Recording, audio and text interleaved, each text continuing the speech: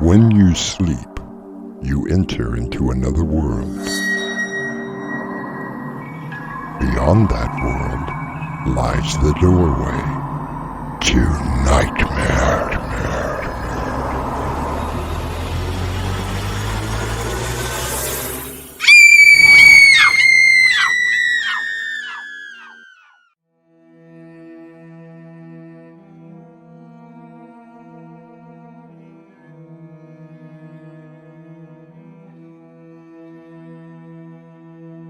Come in. Welcome. I'm your host through the doorway to nightmare. Have you ever lived in a large house? Possibly a mansion with multiple bedrooms? Do you remember the various sounds that would occur, sometimes in the dead of night? Maybe you placated yourself by associating those sounds with normal house settling. You thought to yourself, that is simply a board creaking due to weather conditions. Or perhaps the house was somehow changing. Do you believe that a house could actually be alive? Alive? You mean like a living being? Something like a spirit or entity? I'm not sure what I mean. How long have you been living here? About 2 months. Mike, I swear, I never would have believed in a million years that something like this could happen to me. But what is happening to you? Our mystery drama, The House, was adapted from the short story and written especially for Doorway to Nightmare by Winslow, Swan, and stars Colby Jones. It is sponsored in part by Swanage Press. I'll be back shortly with Act 1.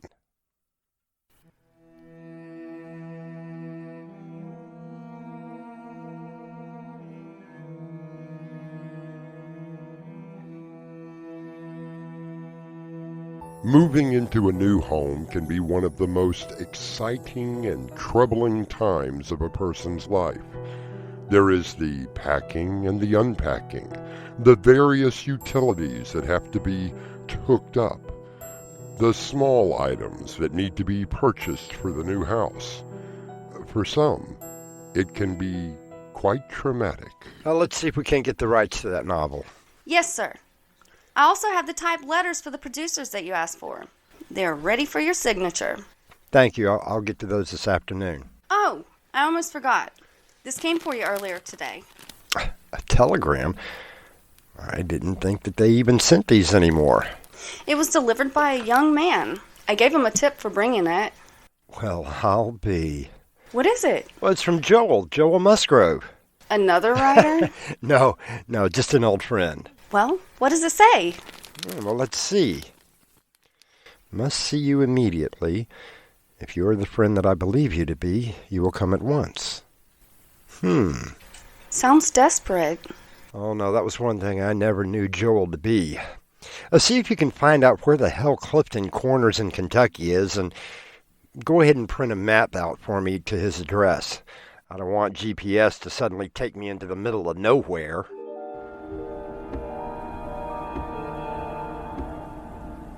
Joel Musgrove.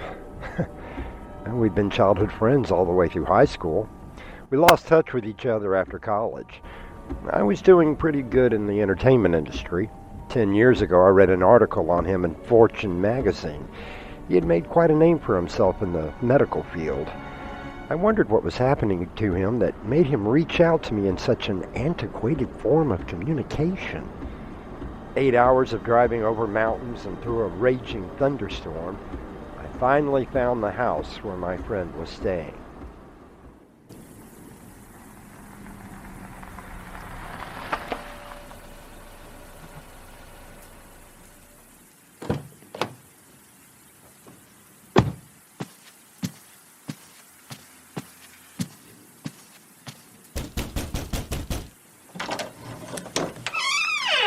Mike! Thank God you made it in time. Come in quickly. Jesus, you look awful, Joel. Come into the living room. I have a fire going and some coffee already made.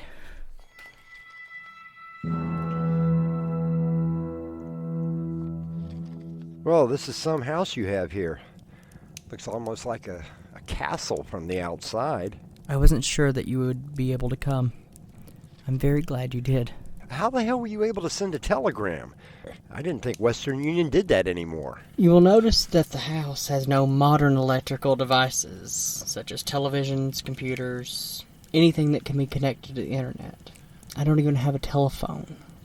Yeah, I did kind of notice all the candles. Have you had a power failure? I have no power at all. I have removed all lines, including the power, telephone, cable, anything that might provide a means of communication. So you've completely shut yourself off from the world, living off the grid, as one might say. It isn't by choice. How was your drive up here? Well, except for going through the storm of the century, it was fairly quiet. I understand that you're some hotshot film producer. Oh, I'm doing okay. Okay, 27 successful movies is just okay? Well, you're some hotshot doctor or scientist or something, if I remember the articles correctly. That was some time ago. Hey, do you remember the time when we dismantled the principal's car? And then you put the whole thing back together again on the roof of the science building. I wonder if old Mr. Smithers ever knew that it was us that did that. Wait, What is it? just wait. Well, what are you hearing? Don't you hear that? It's probably just as well. Joel, you look bad. Your skin is pale, you're thin, and your hands are shaking. Do you believe that this house could be alive? Are you saying something like a living, breathing entity? I don't know what I mean. Jesus, Joel, you're in a state. How long have you been here? About 2 months? Like, I swear, I never believed in a million years that something like this could happen, especially to me. I've always had an analytical mind, and I can easily discern the real from the unreal. Remember the show that we used to watch about hunting ghosts? Oh, yeah, I remember. And the times that you pointed out all the little tricks they used to make it look real. You know that if I tell you that I cannot find a bit of evidence of a natural phenomenon taking place in this house, you would believe me? Are you saying that there's something supernatural happening here? That's why I asked you to come. It's also part of the reason I took great pains in sending you something that no longer exists. A telegram. I paid that kid who delivered it. Well, I don't understand. Why did you have to send it that way? If I didn't, the house would have known and would have tried to prevent you from coming here. No, wait, you mean something in the house? No, I mean the house itself.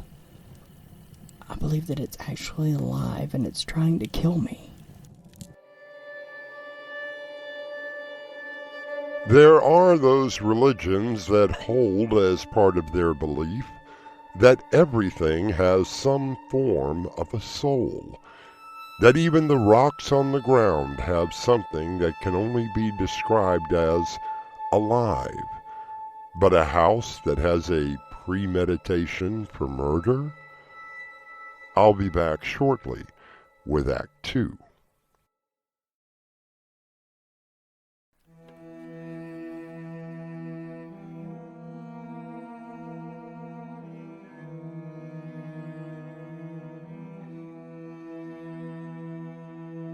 Mike Stanfield, successful film producer, has received a desperate plea from his childhood friend Joel.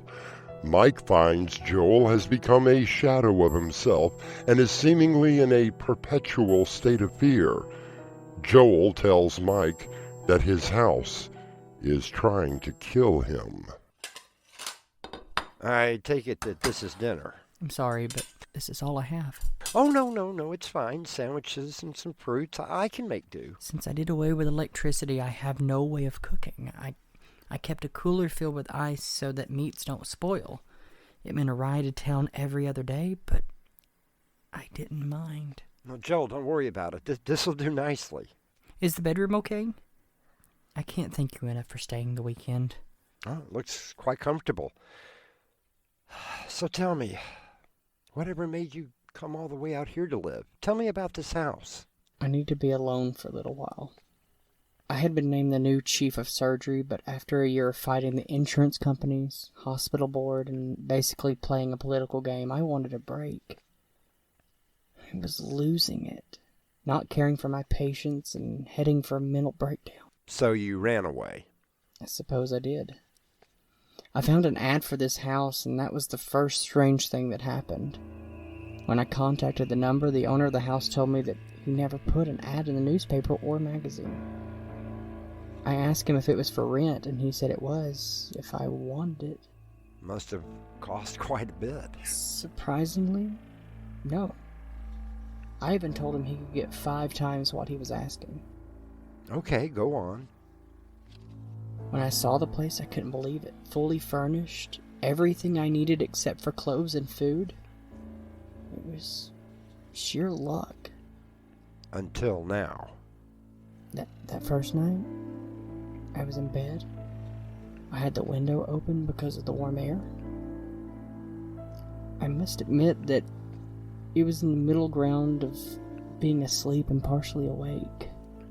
What did you see? Or rather, what do you think you saw? The fireplace. It was directly across from me, and I swear, I saw teeth coming out from the top and on the floor. There was something that looked like a fiery red tongue deep within it. I rubbed my eyes, and when I looked again, it was gone. Just a fireplace. Well, doctor, I believe that your first diagnosis is correct. You were half asleep, and your mind played a rather cruel trick on you. That was only the first night. The next evening I was going up the stairs to bed. I was fully awake when I saw the staircase moving, undulating like a tidal wave. I saw horrible faces coming through the carpeting, and the screaming. I shut my eyes and put my hands over my ears to try to drown it out. And just as suddenly as it started, it stopped. Joel, have you had the water tested for lead? You know, these old houses, they still have the lead pipes and the paint, not to mention asbestos, all of which can not only make you hallucinate, but it can kill you. It didn't make my nurse hallucinate. What do you mean? She called me the next day asking if I was okay. She had been sent a message on her phone saying that I had died in a car accident. I told her it must have been a mistake, but she insisted it came from my number. That sounds like a very cruel practical joke. I was in a car accident. What? My car was in perfect order. I was driving into town when the gas pedal stuck. I managed to get it off the highway and barrel into a fence before stopping in a field. Well, did you have a mechanic check it out? Of course. He said that someone had tampered with the brakes and the gas pedal. Don't you see? They would have had to do something while I was in town. I would have lost control going home, not driving away from the house. No one comes out here. When I returned, I found tools lying all over the driveway. So you found some tools. Did you work on the car? You know me. Put me in an operating room and I know every inch of a human body. Cars are completely foreign. Well, how is it running now?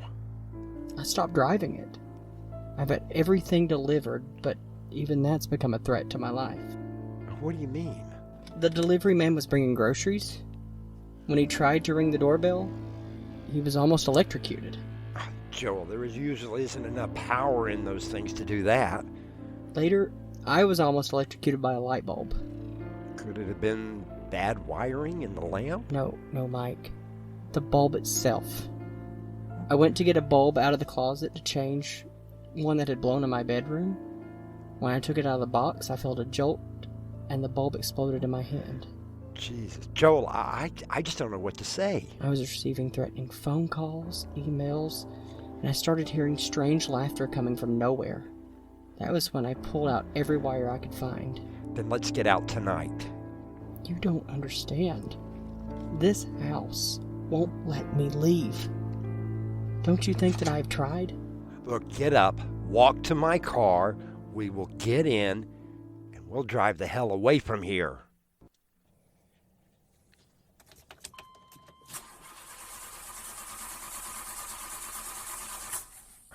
Oh, come on. That's funny, I just had this thing serviced.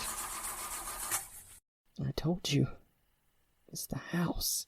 Now look, I refuse to believe... Let me prove it to you. What are you doing getting out of the car? Try it now. Okay. Oh, that's weird. I told you, the house won't let me leave.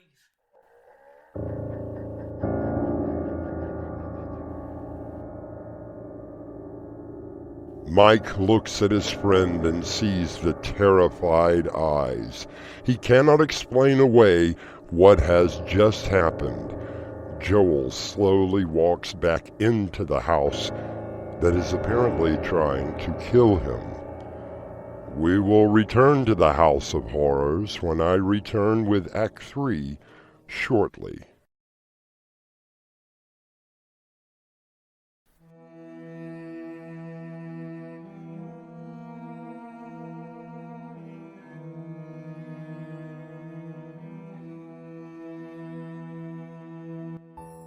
Houses come in all shapes and sizes, from single bedrooms to large mansions.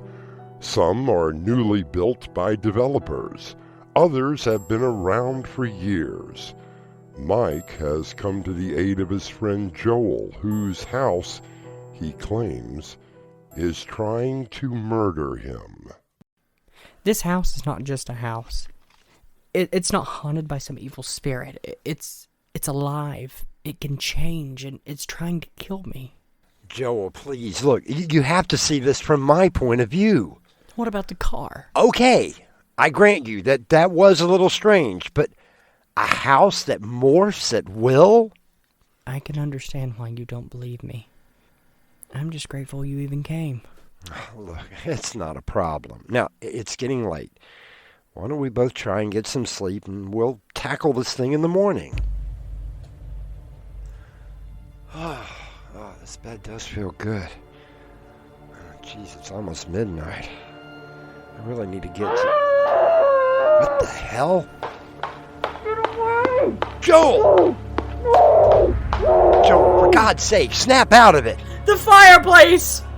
It's trying to eat me! What are you doing? I'm opening your bedroom door and showing What are you doing? you Don't that there open is it! nothing in there.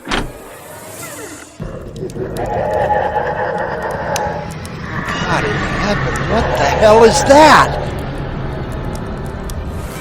Run! Get out of here!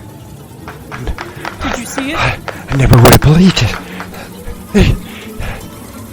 It looked like... I told you. I don't know what it looked like. Like the fireplace had fangs and this red tongue coming out of it. Come on, let's get the hell out of here. It won't let me leave. Come on, get to the stairs. The banister! Mike, look out! Ah! The railing! There's teeth coming out of it! It bit me! Get out while you can! Not without you, Joel! Mike! Help me! Joel, grab my hand! Joel! Oh, Jesus, the stairs! You're being eaten by the stairs! I gotta get out of here! Oh, dear Lord! The house! It's growing tentacles! Tentacles? God, the windows! They're becoming eyes! It's... Oh, Jesus, it's coming after me! It's coming after me!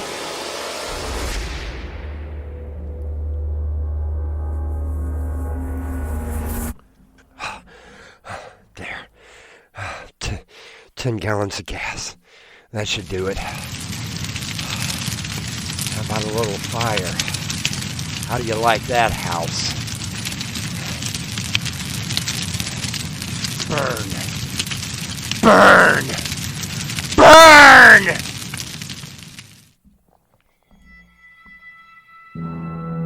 Yes, I'm calling about the advertisement about the house that's for rent. Can you tell me if it's still available? Well, I'm looking at the ad right now. And you never placed the ad and don't know anything about it. Well, look, is the place for rent or not?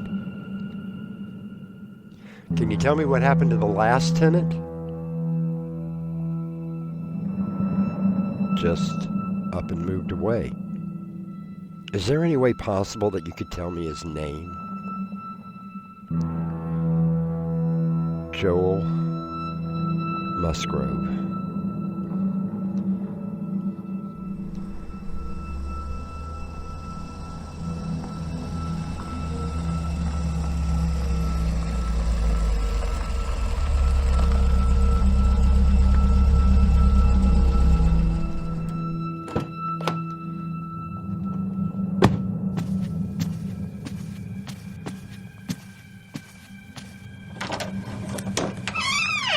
Well, House, you killed my friend. Do you remember? I tried burning you down, but here you stand. There has to be something buried inside of you somewhere that protects you. Well, let's see how you handle 30 gallons of gas and 20 propane tanks right in the middle of the living room. I'll just lay this fuse down, walk down to the car, light the fuse, and I'll drive away. Let's see how you like that.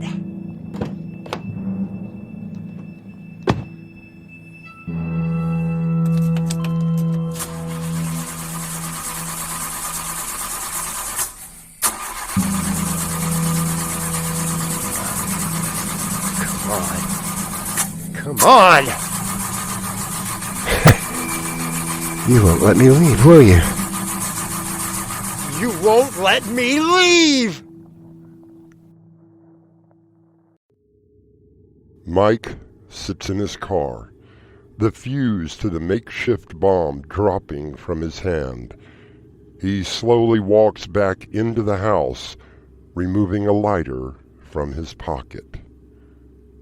I'll be back shortly.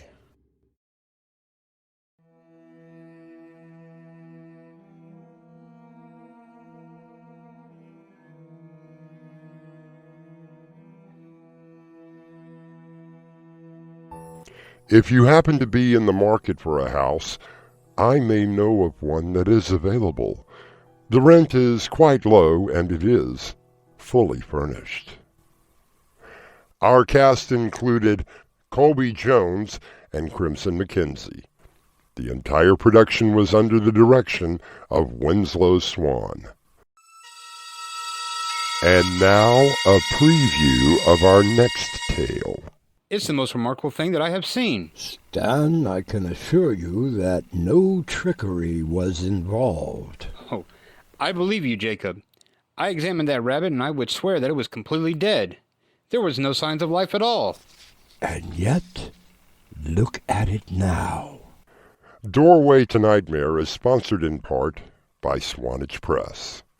This is your host, inviting you to return with us through the Doorway to Nightmare for another adventure into the world of your terrifying imagination. Until next time, slumber peacefully. Epilogue. The butler did it.